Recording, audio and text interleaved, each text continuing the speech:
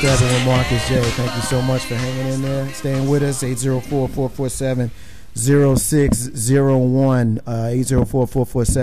804-447-0601. Jay Grizzly Green. Yeah.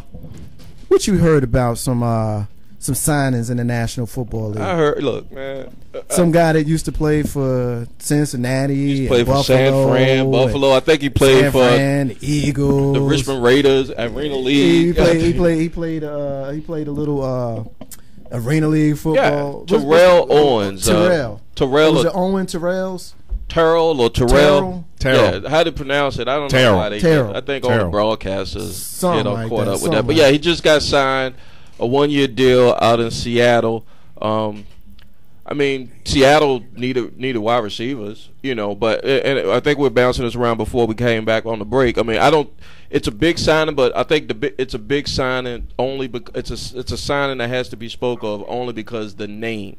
Right. I don't think he's the player that he once was. I think since he's been let go by, I think the last team to let him go was Buffalo, right? I think it was Buffalo. No, Cincinnati. It was Cincinnati after Buffalo? That's right. Cincinnati, Buffalo, Cincinnati. Because he played that year with the guy that we're going to also talk about. Man, what's up with wide receivers? And that's Ocho Cinco, Chad Johnson, April P.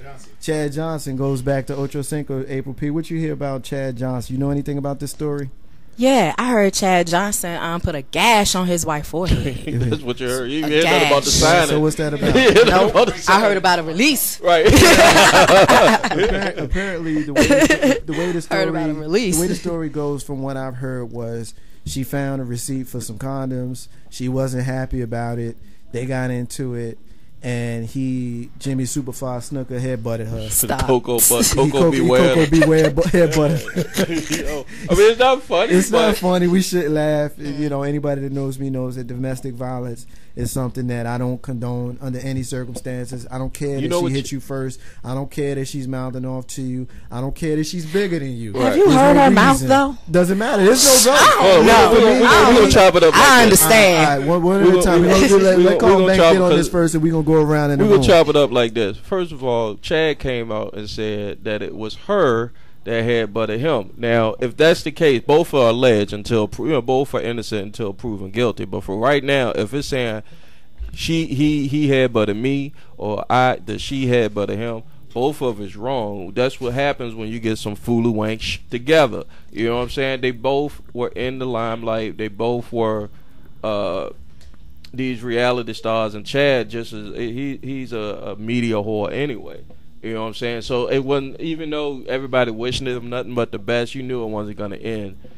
It wasn't going to end. You knew it was going to end, and then you knew it wasn't going to end too well. I can say that woman cost that man some money.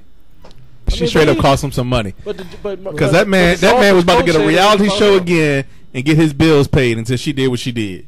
Are you serious right now? Wait, Dude, I'm serious. Again? I say she hit him.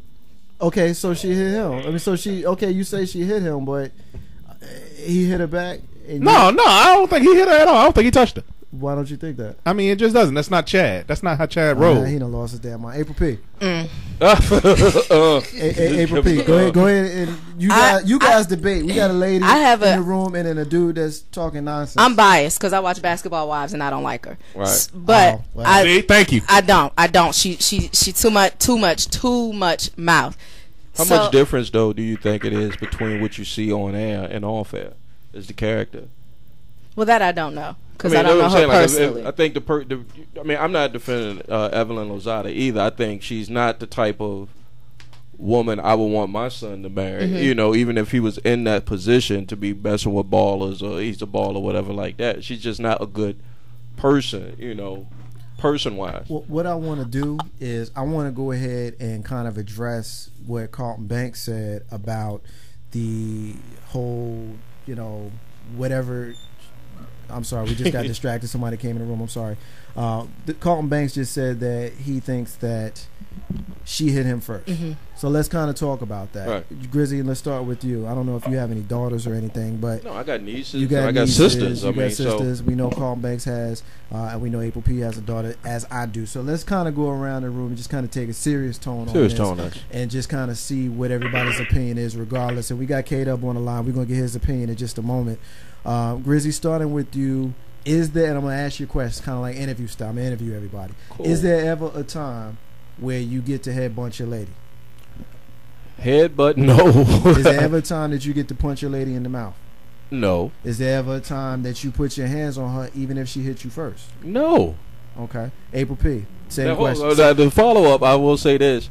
You gonna have the right, if she pulling a gun or a pistol or something like that up on you, you gotta do something. I give you that. You gotta do something, yo, because it's just self-defense and that is. You know, but a woman can't, I mean, unless you China from WWE, a woman really ain't gonna sit there and lay hands to somebody like they Muhammad or Floyd to a dude like that, you know? It happens. But let it happen, though. I'll take that L. Yeah, it happens. No, you should never hit a woman, but in a domestic relationship, the wife should never strike her husband either. Amen. That's just how I feel. So. Yes, sir. I'm like this. I'm going to defend myself. I'm sorry. I'm going to have to defend myself. Okay, because there was a time in high school, big girl came up on me, took my car keys. I was scared. I was scared. I was straight up scared. My brother sicked on me. I ain't forget that, Tori. I'm just letting you know. I ain't scared. I'll never back down again. In all seriousness, you think it's okay to beat up your lady if she's coming at you? I ain't say beat up my lady. I just said that she's bigger than me. I think he's saying self-defense. I said self-defense. You're saying self-defense. All right. From what we've heard, and you know, we don't like going back to the Chris Brown Rihanna thing, but when I heard this story, that's the first thing that I thought about. Right. So I'll kind of jump into K-Dub on this one, kind of get your opinion. Is there ever a time when you go to blows with the lady? Not at all. You can't hit a little bit louder, brother. Nah, not at all. Not at all. Not at any time. You know, hopefully you never get yourself into that type of situation. But if it does come to that, you have to, I guess, you know, you have to just work that much harder to make sure that you do not, you know, whether that's just walking out, whether that's, you know, you have to control your emotions. So no, at no particular time. Now, if it comes into a situation of, you know, her attacking you, you know, you have to defend yourself, whether that's, you know, just doing whatever to get out the situation. I don't see any particular situation where I would have to put my hands on her. I'll just go on record as saying, for me personally, I mean, I don't see how there's ever a time. I mean, I get the whole self-defense thing. You remove yourself from the situation. You do that with as little aggression as possible. You know, if that little aggression means that you got to headbutt her to get away from her, you know, I personally don't see my situation ever coming to that, or any situation that I would be in. But then again, I've never been in the kind of physically passionate relationship that clearly, you know, Chris Brown and Chad Johnson have found themselves in. So me personally, I'm more along the lines of, you know, remove yourself, Grizz. He shouldn't be surprised though. I mean, this is a perfect example for any man, no matter what your socioeconomic background is. What looks good on the outside is not necessarily what's good on the inside, because she, not just her character on the show, but in real life, I mean, she's known to be violent. She's known to you know, but fly off the deep. I would like even to address, go ahead. I would like to address that, April, and it's kind of going to a comment you made, like that. And I see you want to get in. Let me just make this point. Definitely, go ahead. Piggyback right behind me, but I don't know that well, matter of fact, I know that her, and I don't watch the show, so I don't know her, but I don't think that her behavior on the show should have any relevance to the fact that she's with her husband, and for whatever reason, he felt like he needed to go there with her. Now, these are allegations. We don't know what happened between the two of them, but I'm always going to err on the side of the lady with regards to remove yourself from having there being any gray area question to your impropriety in the situation. About a woman, Margaret. I think, well, just from watching the show, she is hot-tempered. She appears to be. Let me say that. She hot-tempered. Right. That's exactly what I was going to say. She throws bottles. So her reputation speaks for itself. Right. From TV. Now, like Grizzy was saying, I don't know her in real life, so I don't know how much of that is character and how much of that is actual her. But I do want to bring up the point. Did she not have an argument if you find a receipt for condoms on your husband's stuff? Yeah, she like she there is. I mean, it's not that she was just, you know, absolutely. I mean, but if she laid hands on him, she was wrong. And Right, he was, I agree. And he was wronger for retaliating. Yeah, I went there. Yeah. He was wronger for retaliating. Now, just because you find something that you don't like, you go through his stuff, or however that came up, and she found his stuff, doesn't mean that you lay hands on him. Exactly. On him. She was dead wrong, straight up. But I still feel strongly with, especially we talking about a football player. Okay, he's a wide receiver. He's probably slight. I don't know. What He's 6'5", about 200, 6'5", okay, well, 190. that's clearly. I don't know his tail and tape, but that's clearly bigger than her. Yeah. And similarly with Chris and Rihanna, I just don't see how you can justify it under any circumstances. I mean, you can't justify it. I will say it like this: you never know what happened between two people. You don't know what happened in that car between Chris and Rihanna. You don't know what happened in that at the house or in the car with Chad and Evelyn. The thing is that, and I've been in plenty of heated arguments with past girlfriends in the past. You never know what somebody can do until you push them to that point. And I was on another place, another show at some time, we were talking about, and a female revealed this to me, and she said, quote unquote, every woman got a little bit of bad shit in her.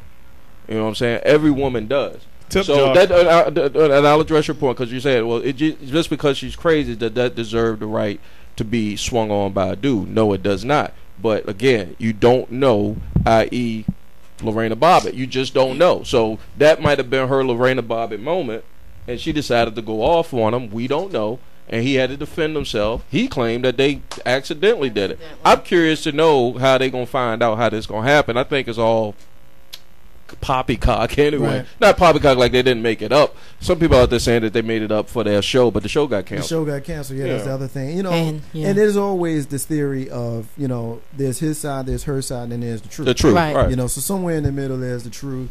I don't know what happened, and to be honest with you, in spite of the fact that we're talking about it on my show, I don't even really care because really what happened. But when these kind of stories come up, I do like to talk about them for the simple fact that we got children, little girls that watch these shows. We got little boys that watch football. Right. And we don't want these little girls walking Right. around thinking that it's all right to stand on tables and throw chairs and all that kind of stuff. Exactly. Get into a fight with your boyfriend and all that. We don't think that that's okay.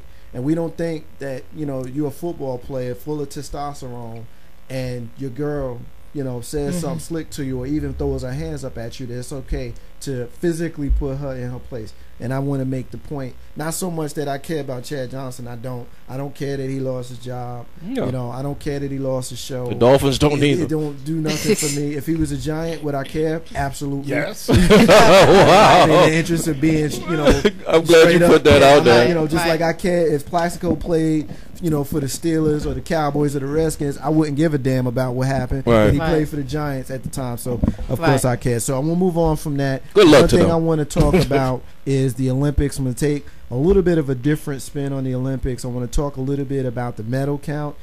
We know that the United States won the medal count 104 to 87 with China and 82 with Russia.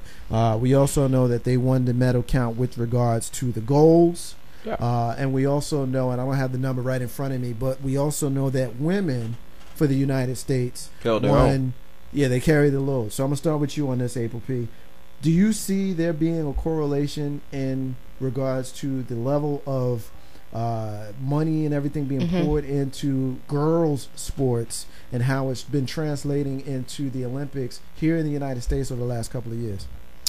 I think there's a definite correlation. Women's sports with the WNBA, you see it more often. There's more. They're just out there. They're out there. I mean, even with my daughter playing soccer, they're starting at a very young age to just put girls out there and train them as athletes, not just cheerleaders. And so, therefore, you have like Gabby Douglas's mom, who's willing to go into bankruptcy so her child can train and perform and become an Olympic gold medalist. All right. So I think there's a definite correlation. More girls, my daughter, she's like, oh, I want to play basketball. Right.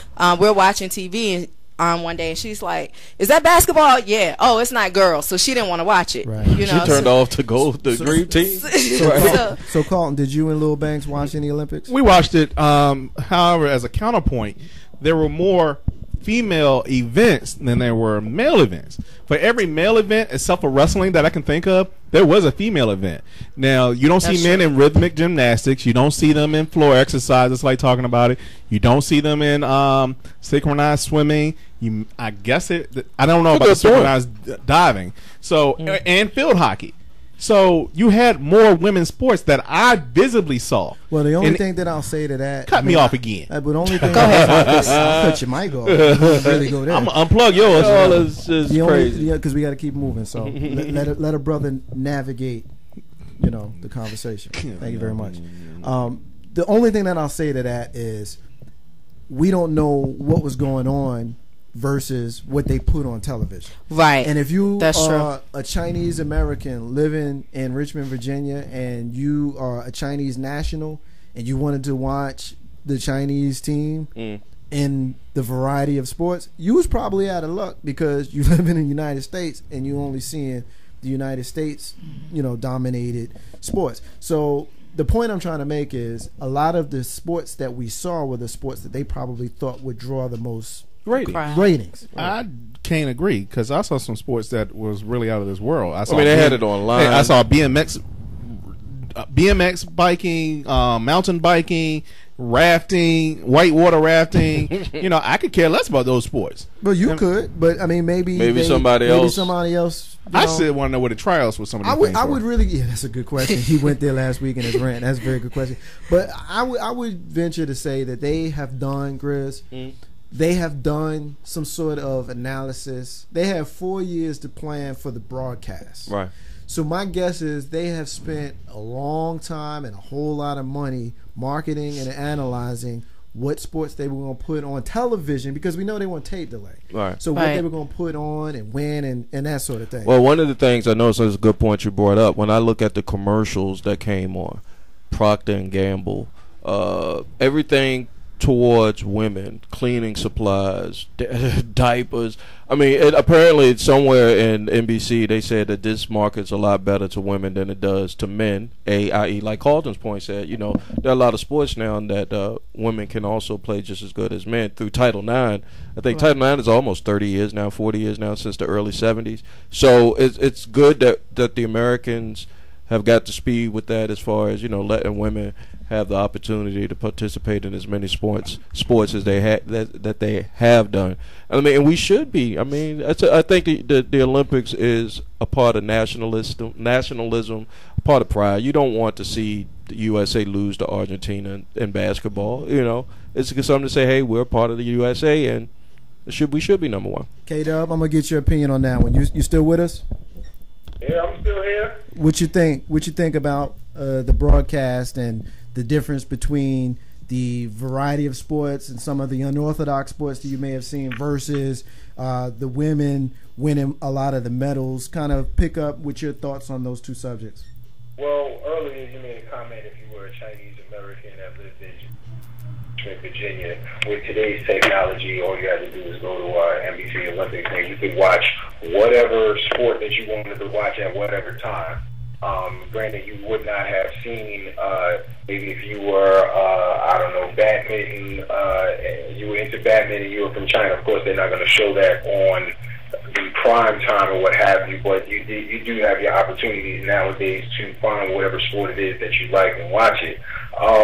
In regards to women, man, it really just shows that, the marketing part of NBC, they did their research in regards to the commercials, and look at the results. Like you stated earlier, that the women won a majority. They won a majority of the medals, if I'm not mistaken, the gold medal. So, it just goes to show that NBC knew what they were doing when they were putting the Olympics together. And luckily enough, the USA followed in that form. April P. Yeah, just as far as women and the Olympics, I'm thinking just on a viewership level, the Olympics is probably the one sporting event that most women will sit down and watch. Right. They're not going to watch football. They're not going to watch baseball on a daily basis. They're not going to watch basketball on a daily basis. But soccer moms Oh, I took my daughter to swimming practice. Oh, I remember taking my son to badminton. Oh, I remember teaching. And so those sports, the ones that they are connected to for those 2 weeks, they are going to sit there and watch. And so you have your diaper commercials and your Procter & Gamble and your cleaning products, because they know that's the one sporting event that they are going to have women watching. I still think Beijing was better than London, though, if you ask me. I just want to go to Brazil. Yeah. I'm saving my money now. I'm saving my money now. I watched the handball competition right now. Right. Marcus J knows that when we talk about handball, ball is up against the wall or what have you. This handball looks similar to basketball. That's the Euro basketball. That's the Euro handball there. When we when we used to play handball at Bayside Park, it didn't look like how it looked on the Olympics in London, did it? Soccer / basketball. Not even remotely, and it's crazy because it looks like another way of playing basketball, but without shooting. Yeah, you're right, K-Dub. That's crazy. They was double clutching, pumping in the middle of the air and all that.